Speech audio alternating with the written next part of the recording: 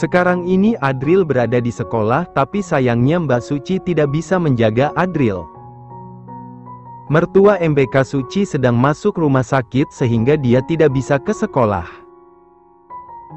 Bahkan sang anak pun tidak masuk karena Mbak Suci takut jika Amanda sendiri tanpa pengawasan.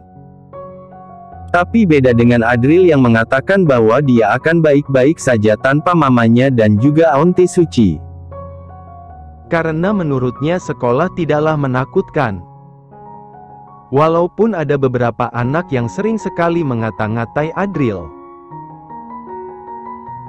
Awalnya Felicia merasa sangat takut dan juga khawatir. Namun karena semangat Ril untuk belajar membuatnya merasa lebih tenang. Dia berharap tidak akan ada hal buruk yang menimpa sang anak. Ril sedang berada di kelasnya untuk memakan bekal yang sudah sang mama siapkan untuknya. Ril sangat senang karena bekal yang dibawa ia sekarang adalah salah satu makanan kesukaannya, yaitu nasi goreng buatan sang mama. Menurut Adril tidak ada nasi goreng yang seenak buatan mamanya. Saat sedang asyik memakan bekalnya, tak lama ada teman kelasnya yang bernama Nico dan juga Ahmad. Mereka adalah dua orang yang sering sekali mengganggu Adril. Ril tidak pernah menanggapi hal tersebut karena bagi Ril dia di sekolah hanya untuk belajar. Agar bisa membanggakan sang mama yang sudah berjuang keras untuknya. Ril sebenarnya tahu semuanya mulai dari pekerjaan sang mama di Lombok dari dulu hingga sekarang ini. Ril juga mengerti kenapa mamanya jarang sekali menemaninya untuk pergi sekolah. Ril tidak boleh sedih ataupun murung karena beban sang mama sekarang sangatlah berat. Kedatangan sang papa Ril malah membuat mamanya sering sekali murung. Maka dari itu setelah ia keluar dari ruang sakit, Ril tidak pernah bertanya di mana papanya berada. Jika dia tanya maka mungkin sang mama akan sedih dan Ril tidak ingin melihat sang mama sedih. "Adril, aku dengar kamu gak punya ayah ya?" tanya Nico dengan nada meledek. "Aku punya kok," jawab Adril tak terima dia dikatai tidak punya ayah. "Mana ada buktinya? Dari kamu pindah ke sini sampai sekarang kamu gak pernah ditemenin sama ayah kamu." "Aku dengar dari mama katanya kamu anak haram ya?" ujar Nico seperti tak pernah disaring mulutnya saat berbicara. "Kamu apaan sih aku punya ayah ya?" pekik Adril tidak terima jika Didi anggap tidak punya ayah. Kebetulan di kelasnya sekarang ini sepi. Karena banyak anak dan wali murid yang memilih untuk menyantap makan siangnya di kantin. "Adril gak punya ayah wek," ejek Nico diikuti oleh Ahmad yang juga mengejek Adril dengan ejekan yang sama. Tak lama ada beberapa teman yang masuk ke dalam dan ikut mengatai Adril. Hal itu membuatnya tak tahan dan menangis sejadi-jadinya. "Gak punya ayah, Adril anak haram." Riuh-riuh suara teriakan ejekan dari teman-teman Adril membuat bocah kecil itu tidak kuat mendengarnya. Dia segera menuju ke arah Nico dan beberapa temannya di depannya. Dia segera memukul dengan keras wajah anak kecil yang mengejeknya tadi sehingga beberapa anak terjatuh dan ada yang menangis pula. Rasanya Adril belum puas karena mereka sudah mengejeknya. Padahal dia kan punya ayah, tapi teman-temannya terus saja meneriaki bahwa dia tidak punya ayah. Saat Adril menjambak rambut Nico, tak sengaja mama Nico dan juga wali murid lainnya melihat kejadian tersebut. Dia pun melerai sang anak dan juga Adril. "Hei, kamu apaan sih nyakitin anak saya?" teriaknya keras ke arah Adril membuat Adril menangis kencang. "Mama sakit," adu Nico kepada sang mama. "Sini sayang, mama lihat luka kamu," ucap mama Nico. "Kamu kenapa bisa dihajar kayak gini sama tuh anak tanya mama Nico. Nihma Adril, kan Niko cuma tanya mana ayahnya, dia malah pukul Niko. Ucap Niko kemudian menangis lagi. Kamu jadi bocah jangan sok kuat ya. Apa yang dikatakan sama anak saya itu emang benar kalau kamu itu anak yang gak diinginkan dan gak punya ayah lagi. Ucap Mama Niko dengan sinisnya dan juga mendorong bahu Adril. Hingga bocah itu terjatuh ke lantai. Enggak. Ril punya ayah, kemarin Ril ketemu sama ayah Ril. Ucapnya tidak terima. Tak lama guru pun datang dan melihat adanya kekacauan di kelas para siswa. Melihat murid-muridnya yang berantakan dan menangis, guru tersebut langsung datang. Astaga, ada apa ini ibu? Tanya bu guru. Setelah itu mereka yang terlibat dalam perkelahian pun dibawa ke ruang guru. Ada kepala sekolah juga yang datang karena baginya masih kecil tidak boleh bertengkar. Ini adalah kasus pertama siswa-siswanya bertengkar hebat padahal mereka masih kecil. Di ruangan tersebut sudah ada Niko, Ahmad dan 2 murid lainnya yang juga ikut berkelahi. Jangan lupa dengan wali murid bocah-bocah itu yang terlihat sangat kesal melihat Adril. Bu guru mencoba untuk menghubungi nomor Felicia. Sebenarnya tadi pagi Felicia sudah menitipkan Adril kepada wali kelasnya untuk berjaga-jaga. Dia meminta agar jika nanti ada masalah dengan sang anak, maka bu guru segera menghubungi Felicia. Sedangkan di tempat lain Felicia sedang bekerja karena nanti malam dia ada catering untuk acara ulang tahun. Bagi Felicia capeknya sekarang, tapi untuk sang anak dia akan melakukan semuanya. Namun saat sedang bekerja tiba-tiba teleponnya berbunyi membuat Felicia menghentikan aktivitasnya. Via segera menerima telepon yang ternyata dari wali kelas sang anak. Halo, Bu. Ada apa ya? Maaf Bu Feli, saya mengganggu waktunya itu. Saya hanya ingin memberitahukan bahwa Adril baru saja berkelahi dengan temannya. Dan sekarang dia ada di ruang guru. Apa? Anak saya berantem? Astaga Bu, kalau begitu saya akan segera ke sana. Dengan khawatir Felicia pun menutup telepon tersebut dan meminta izin untuk pulang. Sang anak sedang ada masalah dan untungnya saja sang pemilik catering mengizinkan Felicia, ia pun segera pergi dari tempat tersebut. Tak butuh waktu lama setelah 1 jam dia menuju ke sekolah sang anak. Felicia pun segera masuk ke dalam dan mencari keberadaan sang anak yang Felicia tahu ada di ruang guru. Saat masuk Felicia melihat ada beberapa murid dengan wajah merah dan rambut acak-acakan. Di sana juga ada orang tua mereka. Felicia melihat Adril yang sedang duduk sendirian, tidak ada yang menemani. Melihat sang anak yang hanya menundukkan kepalanya membuat Felicia merasa sangat khawatir. Felicia pun segera mengetuk pintu dan masuk ke dalam. Dia sudah tidak sabar ingin bertemu dengan sang anak dan memastikan kondisinya. Bu Feli, sapa bu guru sekaligus wali kelas sang anak. Sayang, panggil Felicia khawatir dan menuju ke arah sang anak. Felicia sangat khawatir sekali dari tadi. Rasanya Felicia tidak bisa bernafas saat mendengar bahwa sang anak habis berkelahi. Mama, ucap Adril dengan nada lirih membuat Felicia semakin tidak tega. Iya sayang, ini Mama. Kamu kenapa nak, kok bisa berantem sama teman kamu? Tanya Felicia.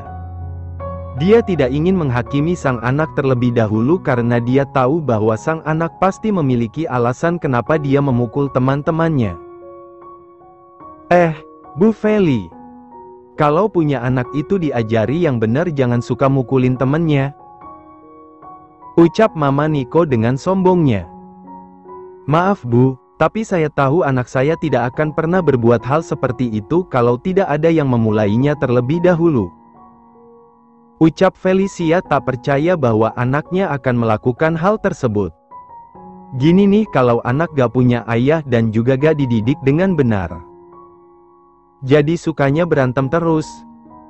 Lanjut Mama Niko membuat Felicia mengerutkan keningnya. Bu, kalau ngomong tolong dijaga ya. Tutur Felicia tak terima jika sang anak dihina seperti tadi. Apa? Emang bener kan? Ucap Mama Niko lagi. Rasanya sakit hati Felicia saat mendengar ada orang yang menghina sang anak. Apalagi menyangkut tentang ayah dari sang anak. Felicia tahu dia hidup tanpa seorang suami dan juga ayah untuk Adriel. Tetapi Felicia dan Ril tidak sehina itu hingga dia harus mendengarkan ucapan yang tak seharusnya mereka dengar. Bu, ibu boleh hina saya tapi jangan pernah hina anak saya. Karena saya tidak terima itu. Tutur Felicia. Mama Niko pun mendorong bahu Felicia dengan keras karena menurutnya derajat Felicia dengan keluarganya sangat jauh. Mama Niko memang sudah dengar tentang kabar bahwa Adriel adalah anak haram. Dan juga tentang kondisi keluarga Felicia yang kurang mampu, maka dari itu dia berani menghina Felicia. Asal kamu tahu orang miskin dan juga anak haram kayak anak kamu itu gak pantas berada di sekolahan mahal kayak gini. Bentak Mama Niko sambil mendorong bahu Felicia dengan keras hingga Felicia mundur beberapa langkah. Felicia sudah tidak tahan dan air matanya pun jatuh. Namun segera ia hapus karena dia tidak ingin sang anak melihat sisi lemahnya seperti ini. Nanti Adriel malah sedih saat melihat mamanya seperti ini. Mama. Pekik Adriel saat melihat mamanya didorong tadi. Tante, jangan dorong-dorong mama dong. Bentak Adriel tak terima jika mamanya didorong. Anak haram gak usah ikut campur. Ucap Mama Niko sambil mendorong Adriel agar minggir. Mama Niko masih belum puas dengan caciannya kepada Felicia. Sedangkan orang-orang lainnya tidak berani untuk membantu Felicia karena keluarga Mama Niko adalah penyumbang di sekolah mereka. Mama Niko juga salah satu pemilik saham di sekolah tersebut. Dia cukup berpengaruh di sekolah tersebut. Dan juga ayah dari Niko adalah salah satu pengusaha terkenal di daerah tersebut. Sayang. Pekik Felicia menghampiri sang anak. Sedangkan di sisi lain Ziko sudah hampir 2 minggu ini melakukan perjalanan bisnis ke Jepang. Kebetulan juga orang tua, kakek dan neneknya juga ikut karena ada acara keluarga di sana. Sebenarnya Ziko ingin cepat pulang karena dia sudah lama tidak melihat sang anak dan pastinya ibu dari anaknya. Rasanya dia sangat kangen kepada mereka berdua dan tidak tahu entah bagaimana kabarnya. Apakah baik-baik saja atau bagaimana? Adi, sekarang kita kembali ke Jakarta. Perintah Ziko saat dia baru saja menyelesaikan rapatnya dan sekarang berada di kediaman keluarga Adiguna di Jepang. Baik, Tuan. Jawab Adi. Kau akan balik sekarang? Tanya Papa teguh. Iya, Pa. Ziko merasa sangat kangen dengan Adriel, ucapnya. Setelah berpamitan Ziko pun segera menuju ke bandara dan menaiki pesawat. Dia memesan tiket first class, maklumlah orang kaya. Adi, saya mau kamu cari tahu bagaimana keadaan dan juga keberadaan Felicia dan juga Adriel. Perintah Ziko. Baik, Tuan. Adi pun menjalankan tugasnya dengan menyuruh anak buahnya untuk cari informasi yang dibutuhkan bosnya itu. Setelah perjalanan panjang dia pun sudah berada di Bandara Soekarno-Hatta. Dengan cepat dia masuk ke dalam mobil dan pergi menjauh dari bandara. Adi, bagaimana, apakah kamu sudah mendapatkan kabar dari Adriel dan juga Felicia? Tanya Ziko saat mereka baru saja menjauh dari bandar. Sudah Tuan, dari kabar yang sudah saja dapatkan sekarang ini Tuan Muda Adril sedang berada di sekolahnya. Dan Nona Felicia sedang bekerja. Sahut Adi. Ya sudah kalau begitu kita ke mansion dulu dan nanti kita kana jemput Adril. Sahut Ziko. Baik, Tuan. Namun beberapa saat dering handphone Adi berbunyi menandakan ada telepon masuk. Dia pun segera mengangkat telepon tersebut, siapa tahu kalau itu penting. Setelah menerima telepon tersebut, raut wajah Adi langsung terkejut dengan informasi yang baru saja ia dengar. Tuan, tadi anak buah saya baru saja memberikan kabar bahwa sekarang Nona Felicia berada di sekolah. Tuan Muda Adril baru saja bertengkar dengan temannya. Ucap Adi dengan hati-hati karena dia tahu tuannya ini pasti akan langsung marah. Apa? Karena hal apa? Pekik Ziko, benar saja apa yang dipikirkan oleh Adi tadi bahwa Ziko akan pasti marah. Dari yang saya dapat sepertinya teman dari Tuan Muda Adril mengejek Tuan Muda bahwa dia tidak punya ayah. Dan dia juga mengatakan bahwa Adril adalah anak haram Tuan. Ucap Adi. Sekarang kita ke sekolah. Perintahnya dengan raut wajah marahnya. Sampai di sana Ziko segera masuk. Dia tidak menghiraukan Adi yang memanggilnya. Sekarang yang dipikirannya hanyalah sang anak dan juga calon istrinya. Dari kejauhan Ziko melihat Felicia sedang dibentak-bentak oleh seorang ibu-ibu. Hal itu membuat Ziko marah besar karena melihat anaknya didorong hingga jatuh. Dia pun masuk ke dalam dengan mimik wajah marah. Diikuti oleh Adi yang juga berada di belakang bosnya itu. Jauhkan tangan kotormu itu. Pekik Ziko menghampiri mereka semuanya. Semua orang yang mendengar suara tersebut pun melihat ke arah sumber suara dan terkejut karena siapa yang datang. Dia adalah seorang pengusaha muda dengan sejuta pesonanya yang bisa memikat semua orang. Melihat Ziko mendekat, semua orang pun mencoba untuk terlihat menawan dan sopan agar bisa menarik simpati Ziko dan perhatian Ziko. Namun yang tidak mereka tahu adalah Ziko sama sekali tidak peduli pada mereka semua selain kepada anaknya dan juga calon istrinya itu.